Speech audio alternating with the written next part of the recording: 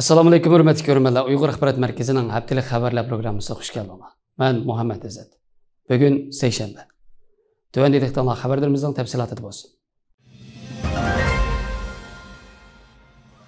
Sud kuzatuvchi xabarlar to'liq 2 yanvardagi xabari. Xitoy raisi Xi Jinping 2024-yillik yangi yillik tabrik so'zida 2023-yilga aloqador bir qator masalalarni tilga olgan bo'lib, u so'zida Xitoyning 2023-yilda iqtisodiy jihatda ko'plagan xirslarga duch kelganligini tilga olgan. 2024 yili yangi yilning 1-kuni yakshanba qilgan so'zida Xi Jinping ba'zi korxonalar nihoyat tez kunga duch kelganligini, ba'zi kishilarning xizmatda pesh va zarur ehtiyojlarini qamlash jihatlarida qiyinchiliklarga uchraganligini bayon qilib, bu hodisalarni ta'tir shamol deb atagan. Xabarda ko'rsatilishicha, Amerika CNN xabar agentligining bayoni bo'yicha aytganda, Xi Jinpingning bu qitimliq yangi yillik tabrik so'zida iqtisodiy qiyinchilikdan so'z etishi 2013-yili bu vaqt so'z ochganidan keyingi tunji qitimliq bayon ekan. Xi Jinping so'zida Xitoyning iqtisodiy oqsashini tan olgan bo'lsa-mu, bayonotining ko'p qismida yanada davlatning qo'lga keltirgan natijalari haqida to'xtalib, Jumgoning izchil taraqqiy qilayotgan sanoati va davlat ichi sayohatchilik yukselishining asli kelayotganligini bayon qilgan. Xabarda ko'rsatilishicha, Xitoyning 2022-yildagi iqtisodiy o'sishi 3% bo'lgan bo'lib, Xitoydagi 2022-yillik iqtisodiy o'sish Xitoyning yarim asrlik tarixidagi eng tuvan o'sish ekan. Buning sababi Covid sababli o'tirib chiqqan qattiq cheklamalar va 2023-yildagi o'ymilik krizis tufaylidan ekan. Xi Jinping so'zga chiqishdan bir necha soat ilgari Xitoydagi ishlab chiqaruvchi korxonalarning ishlab chiqarish faoliyatlari to'g'risida e'lon qilingan rasmiy anketda Xitoy korxonalarining oldingi 3 oydagi ishlab chiqarishning uda 3 oy izchil kamayganligi ko'rsatilgan. Iqtisodshunoslarning mushu seshanba Xitoyning iqtisodiy ahvoli to'g'risidagi bayonotida Xitoyning kelgusi oylardagi iqtisodiy o'sishida yuksalish bo'lmaydiganligi ko'rsatilgan. Yana Xitoyda 2024-yil bahor oylarida o'ymilik sohasida turg'unlik yuz berdiganligini, geopolitik sabablar tufaylidan boshqa ba'zi sohalarda ham iqtisodiy tushish ko'rilganligini bayon qildi. Reuters agentligi xabari. Xitoy Tashqi ishlar ministri Wang Yi 5-yanvar juma kuni Xitoy-Amerika diplomatik munosabatining 45 yilligini xotirlash yig'inida qilgan so'zida Amerika-Xitoy munosabatidagi eng ta'xirsiz vazifaning ikki davlat orasida o'zaro tushunish va birlik hosil qilish ekanligini tilga oldi. U hamkorlashish ikki davlatning shundoqla dunyoning tanlashi bo'lib qolmay, bunda qilishning kuchab ta'kidlanishi kerak bo'lgan majburiyat ekanligini, hamkorlikning Xitoy va Amerika munosabatidagi eng to'g'ri tanlash ekanligini ta'kidladi.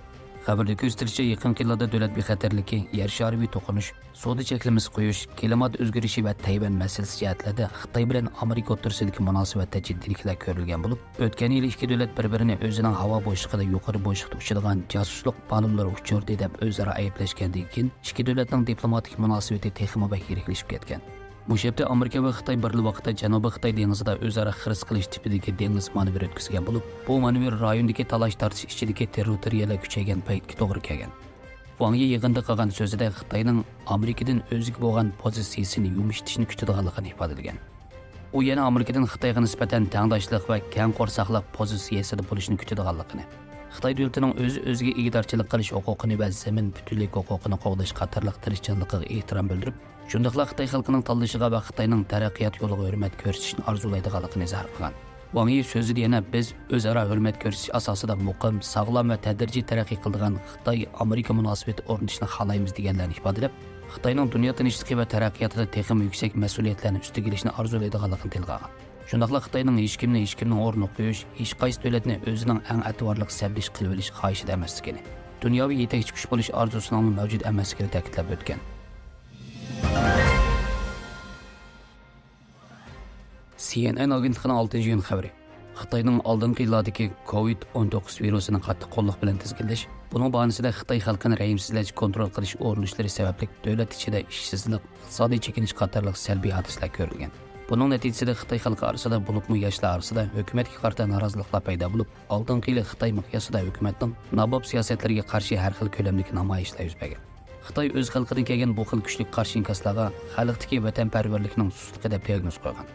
Oqibatda Xitoy Kommunistik partiyasi o'z xalqidagi sus vatanparvarlikni isloh qilish uchun oldingi yil oktyabr oyining 2-yarmida vatanparvarlik ma'rifi qonunini tasdiq qilib, boshlang'ich boshlab o'quvchilarning vatanparvarlik engini o'stirish xizmatini texnik nuqtali holda kuchaytirishga tutish qilgan. Xabarda ko'rsatilishicha, Xitoyning bu atalmish vatanparvarlik ma'rifi qonuni vatanning birligini kuchaytirishni, Xitoy xalqi qalbidagi vatanni suyish hissiyotining kuchayishini, Jungo Kommunistik partiyasining Xitoy xalqiga hukmronlik qilishining ta'xirsizligini, Xitoy xalqiga kuchli ravishda his qildirishni va xalqning Jungo Kommunistik partiyasini shartsiz yaxshi ko'rishni maqsad qilgan. Xitoy millatchiligini kuchaytirishni, Xitoyning dunyoga xo'ja bo'lish orzusini amalga oshirishda xalqni o'ziga chambarchas bog'lashni nishonlagan bu vatanparvarlik tashviqoti Xitoy davlat medialarida va ommaviy taratqularda zo'r kuch bilan qanot yaymoqda. Xabarda ko'rsatilishicha, Xitoy yaqinqi yillarda ham maktablarda, ham jamiyatda atalmish vatanparvarlikni jonlantirish tashviqotini barg'ancha kuchaytirmoqda ekan. Xi Jinpingning huquqni texnik kuchaytirishni amalga oshirish, kommunistik partiyaning yo'liga putlik ashang bo'lish mumkinchiligi bo'lgan yushurin ishki xavflarni taltikis supurib tashlash g'oyasi bu yangi vatanparvarlik tashviqotidagi yadrolik omil hisoblanadi ekan.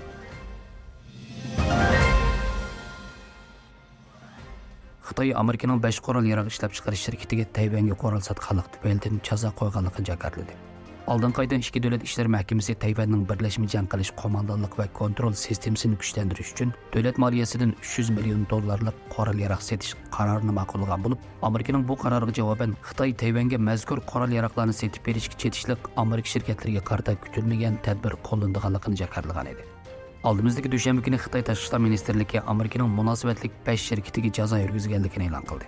Xitoy Tashqi ishlar ministrligi mazkur Amerika qurol yarog' shirkatlariga yurgizilgan jazoning bu shirkatlarning Xitoydagi muqim va ko'chma mulklarini to'g'natish, Xitoydagi organ va shaxslarning mazkur Amerika qurol yarog' shirkatlari bilan savdo qilishini, shundaqla hamkorlashishni cheklash qatorliqlarni o'z ichiga olganligini bayon qildi.